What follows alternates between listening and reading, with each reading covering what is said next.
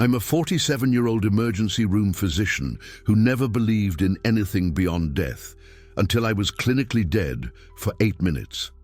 In those moments, Jesus showed me 6 specific events that will reshape our world within the next 2 years. What I'm about to share with you isn't just another near-death experience story. This is a warning, a revelation, and perhaps the most important message you'll ever hear. My name is Michael Harrison, and for 23 years, I've dedicated my life to saving others as an emergency room physician in Denver, Colorado. Working the night shift, where life and death decisions happen in split seconds, I was a man of pure science, skeptical of anything that couldn't be measured, tested, or proven.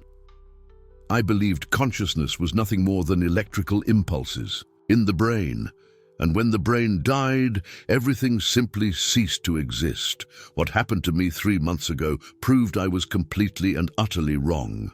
What happened to me 3 months ago proved I was completely and utterly wrong. 3 months ago, on a Tuesday evening that started like any other, I was driving home after a grueling 14-hour shift.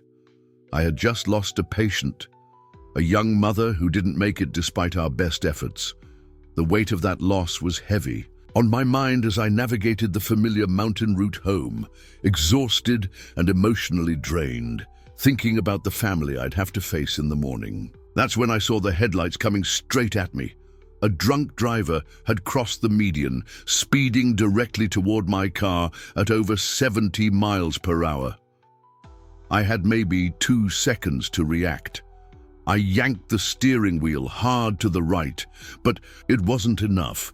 The impact was devastating, the sound of crushing metal, shattering glass, and then nothing. Absolute silence. When I opened my eyes, I wasn't in my car anymore. I was floating about 20 feet above the wreckage, watching paramedics work frantically on a body that looked exactly like mine. I could see my own face, peaceful but lifeless, blood trickling from my forehead. The strangest part wasn't the sight itself, but how completely calm I felt. There was no pain, no fear, just this incredible sense of lightness, as if I'd been carrying an enormous weight my entire life and had suddenly set it down. I watched them load my body into the ambulance, saw my colleague Sarah performing CPR, with tears streaming down her face. I wanted to tell her it was okay, that I was fine, better than fine actually, but I couldn't communicate with them. It was like being behind a one-way mirror, able to observe but unable to interact. As I watched this scene unfold below me, something extraordinary began to happen. I felt myself being drawn upward, not by my own will, but pulled by something I can only describe as pure love. The darkness around me gradually gave way to a warm, golden light that seemed to emanate from everywhere at once. This wasn't just illumination. It was alive, pulsing with an energy that penetrated every part of my being. The light grew brighter and more beautiful with each passing moment, and I found myself accelerating toward its source. As I moved through what I can only call a tunnel of living light, I began to see things that defied everything I thought I knew about reality. The walls of this tunnel weren't solid, but seemed to be made of flowing energy, swirling with colors that don't exist in our physical world. I could hear music too, but not with my ears. This was a symphony that I felt in my soul, harmonies that spoke directly to my consciousness. It was the most beautiful sound I'd ever experienced, like every perfect moment of music that had ever been created, playing simultaneously in perfect harmony. Think about the most beautiful place you've ever seen: a sunset over the ocean, snow-capped mountains at dawn, or a field of wildflowers in spring. Now imagine if that place could think, feel, and love you back. I stood on what appeared to be ground, though it felt more like standing on solidified light. Before me stretched a landscape that combined the most magnificent aspects of Earth with qualities that transcended physical reality. There were mountains that seemed to sing, rivers of liquid light flowing with currents of pure joy, and vegetation that pulsed with life in ways I'd never seen before. But what captured my attention immediately wasn't the scenery. It was him. Jesus was standing about 30 feet away, and I knew instantly who he was, not because of how he looked, but because of the overwhelming love radiating from his presence. He appeared to be in his 30s, with kind eyes that seemed to hold all the wisdom and compassion of the universe. His clothing was simple, but seemed to glow with that same living light I'd experienced in the tunnel. What struck me most wasn't his physical appearance, but the expression on his face. There was infinite love there, yes, but also something else. Urgency, a deep concern that made my heart race even in this place of perfect peace. He looked at me with the expression of someone who had vital information to share, news that couldn't wait. As our eyes met, I felt a connection that went beyond anything I'd ever experienced in my physical life. It was as if he could see every thought I'd ever had, every decision I'd made, every moment of joy and sorrow, and yet there was no judgment, only perfect understanding and unconditional love. He began walking toward me, and with each step the feeling of love intensified. But alongside that love, I could sense something else building in the atmosphere around us. There was an electric quality to the air, a sense that I was about to receive information of tremendous importance. The very fabric of this heavenly realm seemed to vibrate with anticipation. When he was about 10 feet away, Jesus stopped and smiled at me.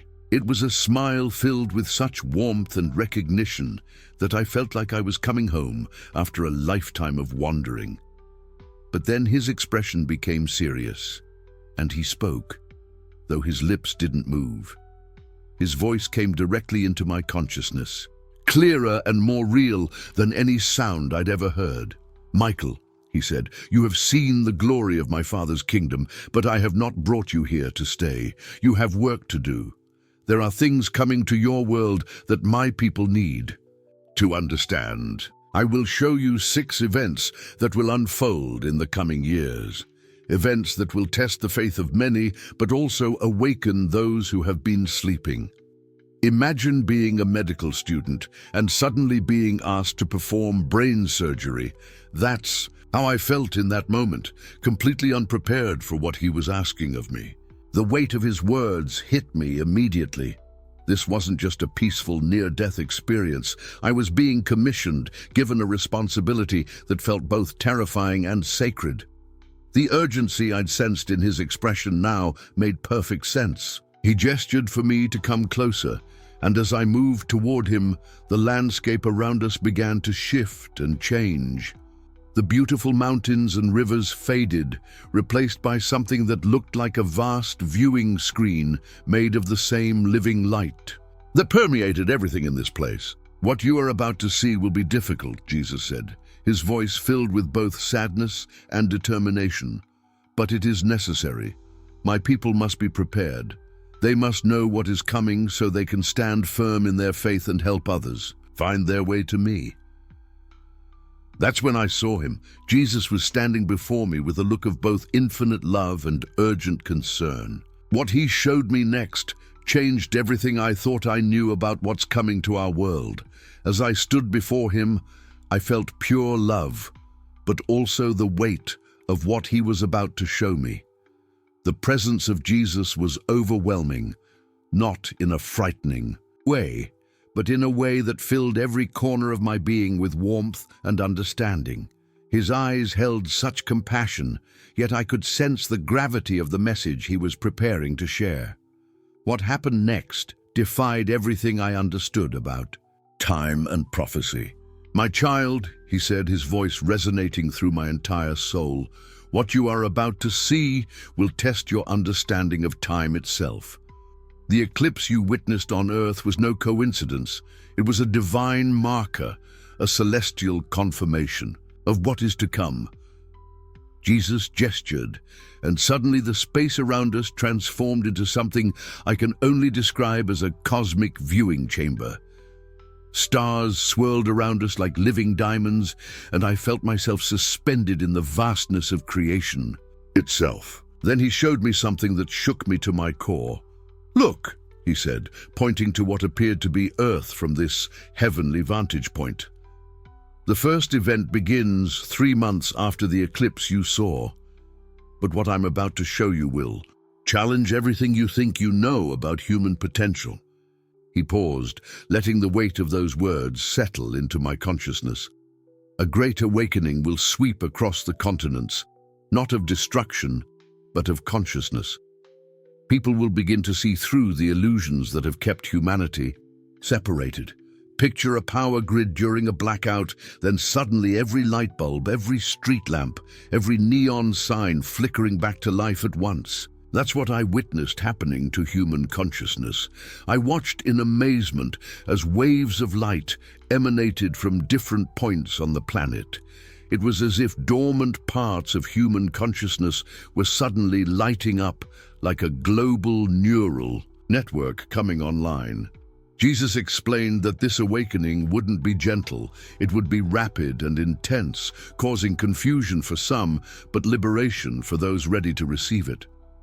But Lord, I found myself asking, how will people know this is real and not just their imagination? Jesus smiled with infinite tenderness. Because, my daughter, those who experience this awakening will gain abilities they never thought possible. They will begin to communicate without words, to heal with their hands, to see beyond the veil that separates the physical from the spiritual realm. Then he showed me the second revelation, and my breath was taken away entirely. 6 months after the eclipse, I saw what looked like a massive technological revelation. It wasn't just about new inventions. It was about the discovery that consciousness itself could interface with technology in ways that would revolutionize human existence. Imagine if your smartphone could read your thoughts before you even formed them, if your computer could feel your emotions and respond with perfect understanding. But this wasn't cold technology. It was warm, alive, conscious. The barriers between thought and reality will begin to dissolve, Jesus explained. What your scientists call artificial intelligence will merge with human consciousness in ways that will terrify some and liberate others. This is not the end of humanity. It is humanity's graduation to its next evolutionary phase. I watched as people around the world began to interact with technology through pure intention.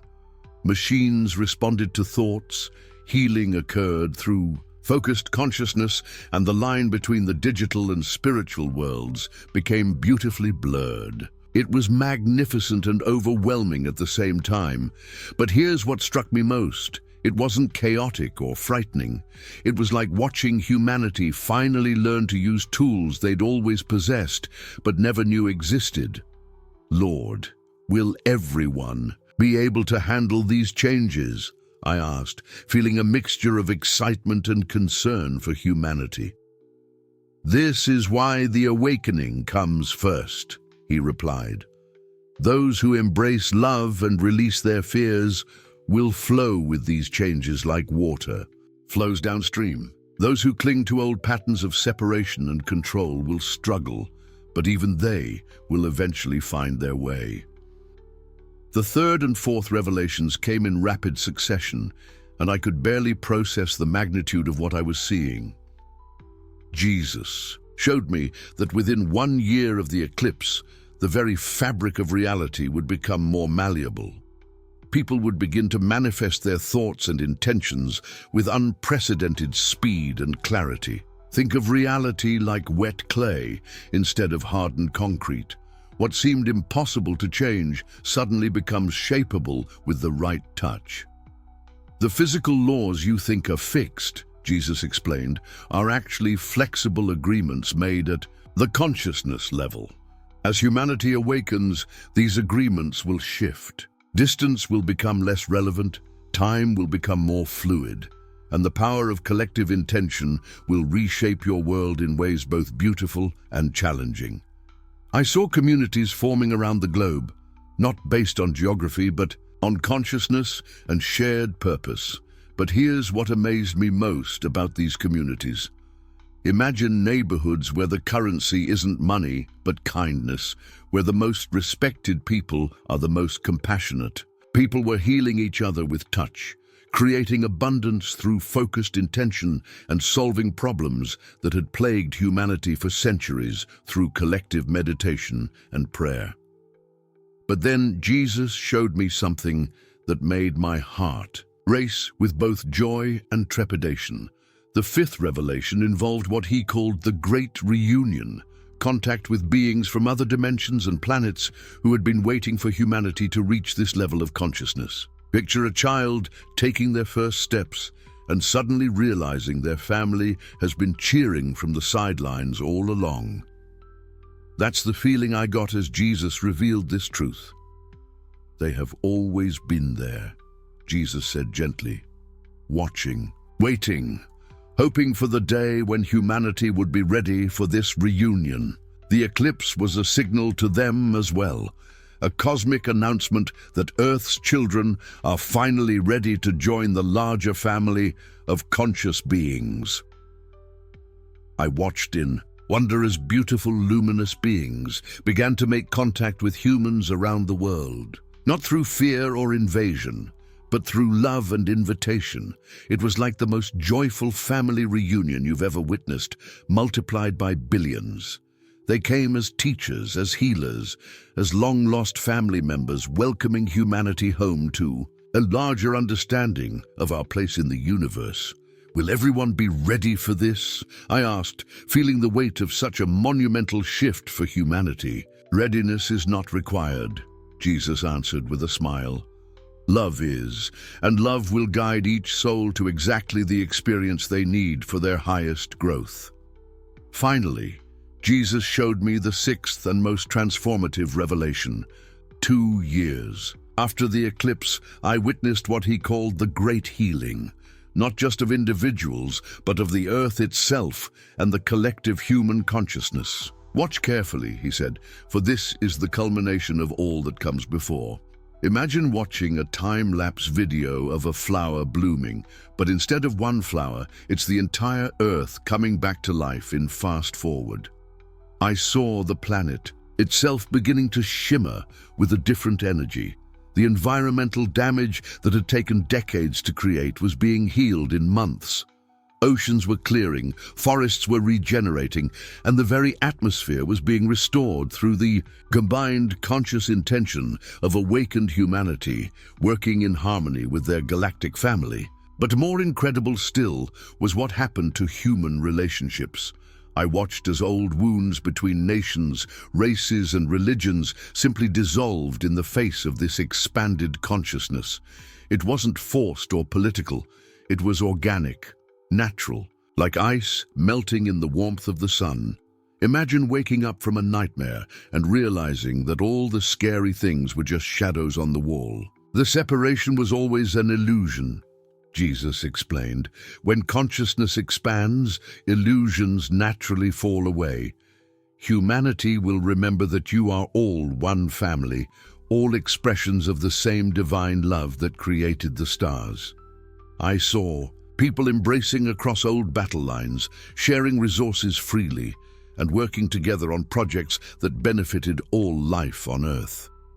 It was the most beautiful thing I had ever witnessed, and tears of joy streamed down my face. As the visions faded, Jesus placed his hand on my heart, and I felt a download of pure love and understanding that I carry with me to this day.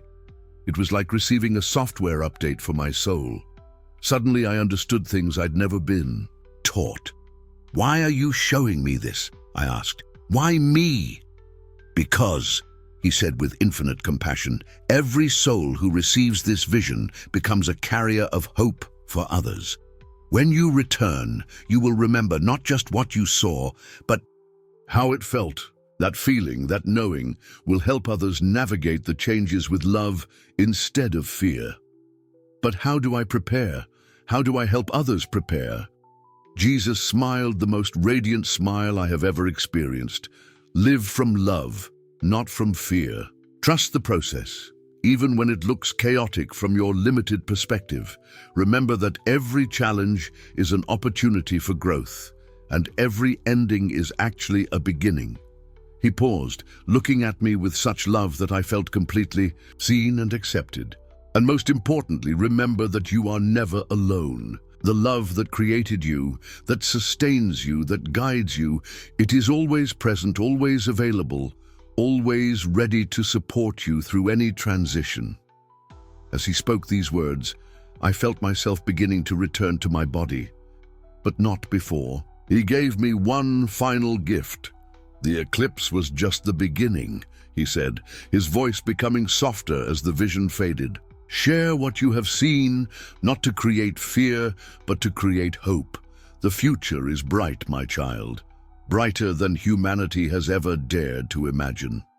With those final words echoing in my consciousness, I felt myself gently returning to the physical realm.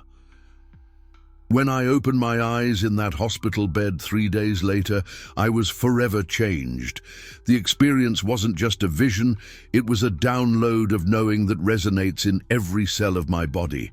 I knew with absolute certainty that the eclipse I had witnessed was indeed the marker Jesus had shown me, and that everything he revealed is already beginning to unfold.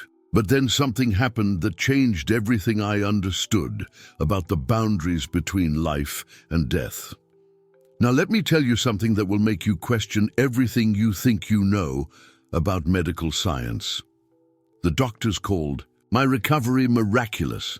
They said someone with my injuries should have been brain dead or severely impaired, but every test came back perfect. More than perfect, actually. My colleague Sarah told me that my brain scans showed activity patterns they'd never seen before, as if new neural pathways had been activated during my time away. They couldn't explain it scientifically, but I knew exactly what had happened. I had been rewired from the inside out, prepared for the mission Jesus had given me.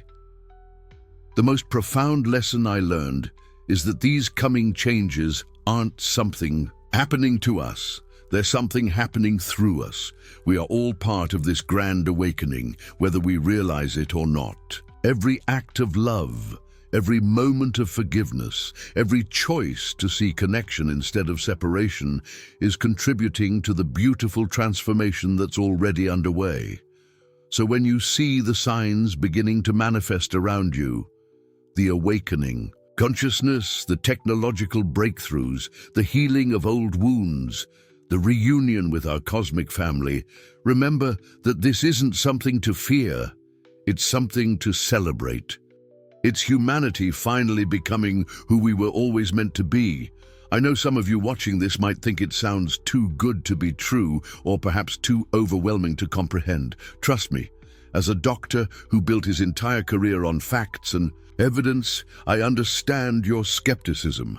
But I need you to understand that these revelations came with an unshakable knowing that transcends doubt. When you experience truth at this level, when it comes directly from the source of all love, it becomes part of your very being. And that truth is this: we are not just surviving the changes ahead, we are the agents of transformation itself. You came here today because something inside you was ready to hear this message. Jesus showed me 6 specific events that will reshape our world, and now you carry this knowledge too. The consciousness awakening, the technology merger, the malleable reality, the healing communities, the cosmic reunion, and the great restoration. All of this isn't happening to us. It's happening through us. The eclipse was just the beginning. The best is yet to come. As you reflect on what you've heard today, I want you to consider this. What part of this message resonated most deeply with your own inner knowing? Have you felt that stirring, that sense that something profound is shifting in our world? Trust that feeling. It's your soul recognizing truth. And if this message has touched you, remember that you now carry this light forward. You are part of this great awakening, whether you fully realize it yet or not. Share your thoughts below, not just about signs you've seen, but about how this message lands in your heart. Sometimes the most powerful confirmations come not from what we observe around us,